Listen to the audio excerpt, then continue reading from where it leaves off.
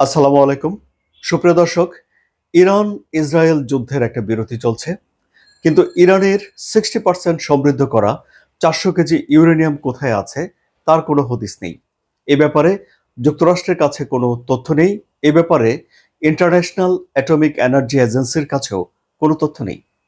এমনকি এই যে আণবিক শক্তি সংস্থা জাতিসংঘের তার প্রধান রাফায়েল গ্রসি বলছেন যে ইরানের পারমাণবিক কর্মসূচি পুরোপুরিভাবে ধ্বংস হয়ে যায়নি, বরং আগামী কয়েক মাসের মধ্যেই ইরান আবারও ইউরেনিয়াম সমৃদ্ধ করার সক্ষমতা অর্জন করে ফেলতে পারে। তিনি মনে করেন যে ইরানের এই প্রযুক্তি রয়েছে, এই সক্ষমতা রয়েছে। কিন্তু মার্কিন প্রেসিডেন্ট ডোনাল্ড ট্রাম্প মনে করেন যে ইরানের পারমাণবিক কর্মসূচি তিনি সম্পূর্ণভাবে ধসিয়ে দিয়েছেন, ধ্বংস করে দিয়েছেন। সেখানে আর কিছু অবশিষ্ট নেই। ইরান দশকের পর দশক পিছিয়ে গেছে বলে ডোনাল্ড ট্রাম্প মনে করেন। এবং এখন এই পরিস্থিতিতে এসে ডোনাল্ড ট্রাম্প তার সামাজিক যোগাযোগ মাধ্যম সোশ্যাল ট্রুথে লিখছেন যে ইরানের সঙ্গে তিনি আর আলোচনায় বসতে চান না এবং ইরানকে তিনি কিছু দিতেও চান না। অর্থাৎ ডোনাল্ড ট্রাম্প বলছেন যে ইরানের উপর থেকে নিষেধাজ্ঞা তুলে নেওয়ার ব্যাপারেও তিনি কোনো রকম সিদ্ধান্ত নেবেন না। তিনি যে $30 বিলিয়ন আর্থিক সহযোগিতা করতে চেয়েছিলেন সেটিও তিনি করতে চান না। অর্থাৎ ইরানের ব্যাপারে তিনি মুগ্ধ হয়ে ফেলেছেন আর কি, মানে গ্রামের ভাষায় যা বলা যায়। এমন এক সময়ে এসে তিনি এই কথাটি বলেছেন যখন ইরানের উপ পররাষ্ট্রমন্ত্রী মাজিদ তাখত রাভাঞ্চি বলেছেন যুক্তরাষ্ট্রের সঙ্গে ইরানের আলোচনা তখনই হতে পারে যখন যুক্তরাষ্ট্র ইরানে হামলা করার হুমকি থেকে সরে আসবে। তিনি মনে করে দিয়েছেন এই যে আব্বাস আরাকচি জাতিসংঘের নিরাপত্তা পরিষদে যে কথাটি বলেছিলেন যে ইরান কূটনৈতিক বিশ্বাসঘাতকতার শিকার হয়েছে, সেই বিষয়টিকে তিনি আবার সামনে নিয়ে এসেছেন, কিন্তু তার ভাষা ভিন্ন।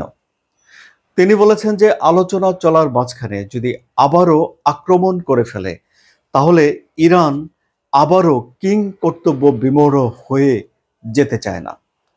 কিং কর্তব্য বিমূঢ় মানে হলো যে কি করতে হবে ঠিক বুঝে উঠতে না পারা, মানে হতবিহ্বল হয়ে পড়ার মতো একটা পরিস্থিতি। সেটি আমরা দেখেছিলাম ইসরায়েল যখন ইরানকে আক্রমণ করেছে, তাদের আকাশ প্রতিরক্ষা ব্যবস্থাকে ধ্বংস করে দিয়ে বা বন্ধ রেখে 8 ঘন্টা সেটি বন্ধ ছিল এবং সে সময় ইরানের প্রচুর ক্ষতি হয়ে গেছে। তাদের সেনাবাহিনী প্রধান, তাদের আইআরজিসি প্রধান, তাদের টপ সায়েন্টিস্ট, বিশ্ববিদ্যালয়ের শিক্ষক, সামরিক স্থাপনা ইত্যাদি অনেক কিছুতেই ইসরায়েল তখন হামলা করে ফেলেছিল। 8 ঘন্টা পরে গিয়ে ইরান কিছুটা ধাতস্থ হয়েছে এবং ইসরায়েলে পাল্টা জবাব দেয়া শুরু করেছিল। ইরান স্পষ্ট করে দিচ্ছে যে এখন আবারও ইরান এই কিং কর্তব্য বিমূঢ় হয়ে যেতে চায় না। অর্থাৎ আলাপ আলোচনা একদিকে চলবে, কিন্তু অন্যদিকে আবারও ইরান আক্রান্ত হয়ে যাবে, এই পরিস্থিতি ইরান দেখতে চায় না। ইরান যেহেতু স্পষ্টত এই কথাগুলো বলছে, ফলে এরকম পরিস্থিতি অ্যাভয়েড করার জন্য যা যা ব্যবস্থা নেওয়া দরকার সেসব ব্যবস্থা নিশ্চয়ই ইরান নেবে। এবং এই যে ব্যবস্থাগুলো ইরান নেবে তা তো আর সবার সামনে আলোচনা করে কথা বলে নেবে না। এগুলো দ্বিপাক্ষিক সম্পর্কের ভিত্তিতে বা তার বন্ধুদের সঙ্গে, ইরান যাদের সঙ্গে চুক্তি করেছে যেমন রাশিয়া, চীন, তাদের সঙ্গে আলোচনা করে হয়তো এই সিদ্ধান্তগুলো নেবে। আপনারা জানেন সুপ্রিয় দর্শক যে ভ্লাদিমির পুতিন বলেছিলেন ইরানকে আকাশ প্রতিরক্ষা ব্যবস্থা নিতে, কিন্তু ইরান তখন আকাশ প্রতিরক্ষা ব্যবস্থা নেয়নি। এখন ডোনাল্ড ট্রাম্পের এই যে বক্তব্য যে ইরানের পারমাণবিক কর্মসূচি ধ্বংস হয়ে গেছে, আবার জাতিসংঘের ইন্টারন্যাশনাল অ্যাটমিক এনার্জি এজেন্সির প্রধানের যে বক্তব্য, সেই বক্তব্য আসলে মেলে না। ফলে এখন সিএনএন একটা প্রতিবেদন করেছে, যে প্রতিবেদনে প্রশ্ন তুলেছে যে কার কথা তাহলে সত্য। দুটো তো আর সত্য হতে পারে না। হয় ইরানের পারমাণবিক কর্মসূচির এই সক্ষমতা দশকের পর দশক পিছিয়ে গেছে, অথবা কয়েক মাসের মধ্যেই ইরান আবারও ইউরেনিয়াম এনরিচমেন্ট করার কাজ শুরু করতে পারে। দুটোর একটা ঠিক। তাহলে কোনটি ঠিক? এখন এই প্রশ্ন আলোচিত হচ্ছে পশ্চিমে। ইরানের হাতে যে 400 কেজির মতো সমৃদ্ধ ইউরেনিয়াম ছিল, 60% সমৃদ্ধ, 90% হলে তা উইপন গ্রেড হয়, অর্থাৎ অ্যাটম বোম তৈরি করা যায়। এগুলো এখন কোথায় আছে তা নিয়ে ব্যাপক সংশয় রয়েছে।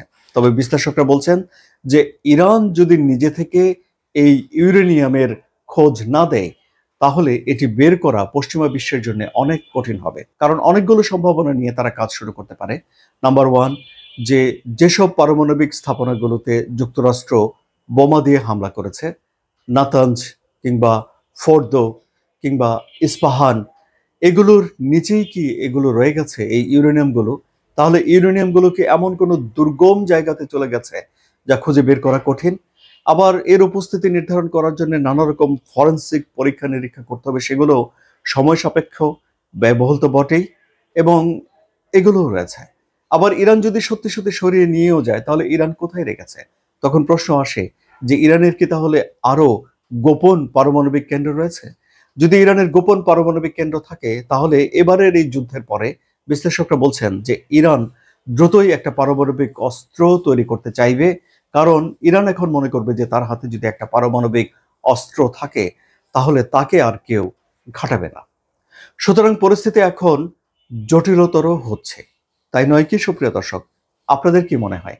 আপনাদের মতামত কমেন্টে জানান। আলোচনা যদি ভালো লাগে তাহলে সাবস্ক্রাইব করে এই চ্যানেলের সঙ্গে থাকুন। ধন্যবাদ।